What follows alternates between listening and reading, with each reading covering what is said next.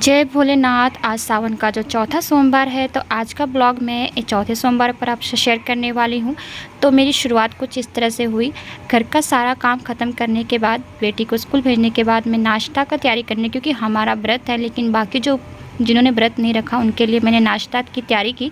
नाश्ते में मैंने आज बनाया था यहाँ पर केले की सब्ज़ी और साथ में सादी रोटी बना ली। इस तरह से मैंने केले को तल कर बना लिया था। उसके बाद मेरी छोटी ननद आज घर पर थी, तो थोड़ी सी हेल्प उन्होंने कर दी। किचन थोड़ा क्लीन कर दिया था खाना बनाने के बाद, मेरा नाश्ता बनाने के बाद। फिर मैंने अपनी ये रेड कलर की साड़ी निकाली। आज मुझे ये साड़ी पहननी है, निकाल कर रख लिया था। उसके बाद मैं यहाँ पर बाकी हॉल में थोड़ा सफाई करने के बाद मैं यहाँ पर फिर से मुझे आज दातुन नहीं मिल पाया, क्योंकि मैंने किसी को बोला नहीं था, गलती मेरी है। तो ब्रश से ही मैंने अपना ब्रश कर लिया। देन उसके बाद ये बाथरूम में गई और सारे कपड़े मुझे धोने थे, क्योंकि एक एक कपड़े जो डेली होते हैं ना, धो लेना चाहिए। ज़्यादा रखने से क्या बहुत ज़्यादा हो जाता है, और बारिश का पता नहीं रहता आजकल, तो सूखे या ना सूखे थोड़ा थोड़ा धोते ही रहती हूँ।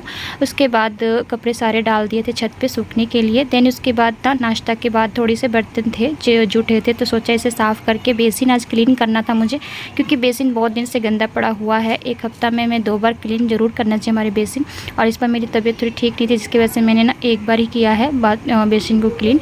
तो फटाफट से मैंने सारे बर्तन जो है धो लूँगी, और उसके बाद अपनी बेसिन की करूँगी अच्छे से क्लीन।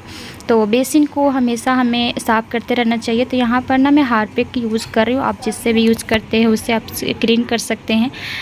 तो ये देखिए मैंने सब तरफ क्लीन करने के लिए इसको अच्छे से फैला दिया। उसके बाद ये जो है ना स्क्रबर होती है, इससे मैं अच्छे से इसको क्लीन कर लेती हूँ। देन अच्छे से क्लीन करने के बाद मैं इसके आपको दिखाती हूँ इसका लुक कितना अच्छा लगता है ना। हमारे जब साफ़ सुथरा रहता है तो बहुत ही अच्छा लगता है। तो इसको देखिए, ऊपर का बेसिन क्लीन कर, नीचे से जो है ना कचरा भर जाता है, तो इसे भी मैंने क्लीन कर लिया। और उसके बाद मैंने नहा कर अपनी ये लाल वाली साड़ी जो है बेयर कर ली है। देन उसके बाद अच्छे से रेडी होकर, जैसे हम नॉर्मली रेडी होते हैं, रेडी होकर मैं निकल रही हूँ मंदिर, क्योंकि आज मेरी जो छोटी ननद ने कहती है आज घर पे पूजा मत करिए, आज मेरे साथ मंदिर चलिए। ऐसे मैं अकेले रहती हूँ तो नहीं जाती हूँ, लेकिन आज उन्होंने अपना भी कलश जो है तैयार कर लिया, और मुझे ज़बरदस्ती बोलती नहीं आज भाभी मंदिर जाना होगा।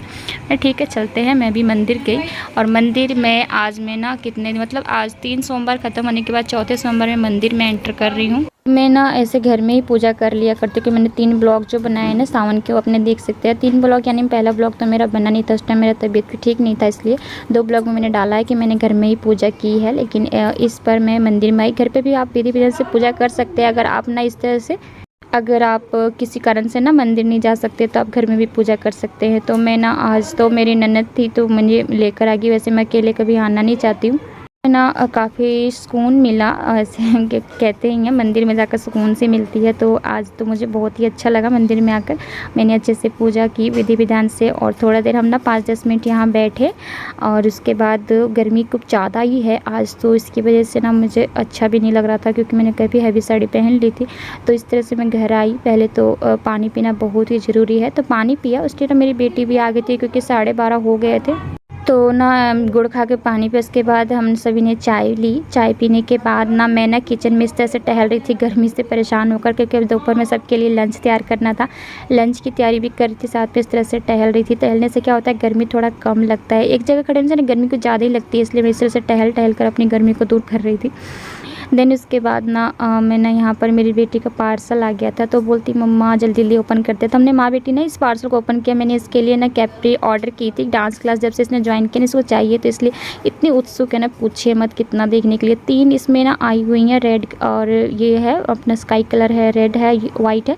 तो वाइट पे इसको पेयर करके दिखाते, देख लो कंफर्टेबल है, नहीं होगा तो रिटर्न कर देंगे, लेकिन मुझे लग रहा है बहुत ही अच्छा रहेगा, इसके लिए इसने वेयर किया। और ये देखिए इसका फाइनल लुक, बहुत ही प्यारी लग रही है, इसको बहुत ही पसंद आया। तो आपको ये लगी कैसी लग रही है, कैप्री जो भी बोल सकते हैं।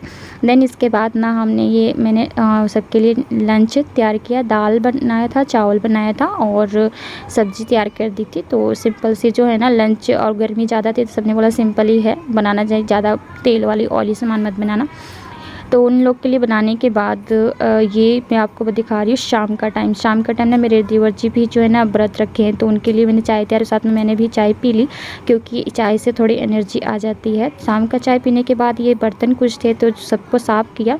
क्योंकि जितना हम ना अपने किचन को क्लीन रखते हैं उतना ही अच्छा रहना चाहिए। तो थोड़े-थोड़े बर्तन जो होते हैं ना साफ़ करते रहना चाहिए, तो इससे क्या होता है बरक़्क़त होती है। तो अभी साफ़ करने के बाद मैंने किचन भी अच्छे से साफ़ कर लिया था। देन उसके बाद मैं सोच रही थी कि जो सुबह के सामान आए हुए थे ना, दाल चावल जो है ना सब ऐसे रखे हुए, तो उसको ना हम डब्बे में भर कर रख लेते। अच्छा, डब्बे खाली नहीं थे, उसको मुझे अच्छे से वॉश करना था।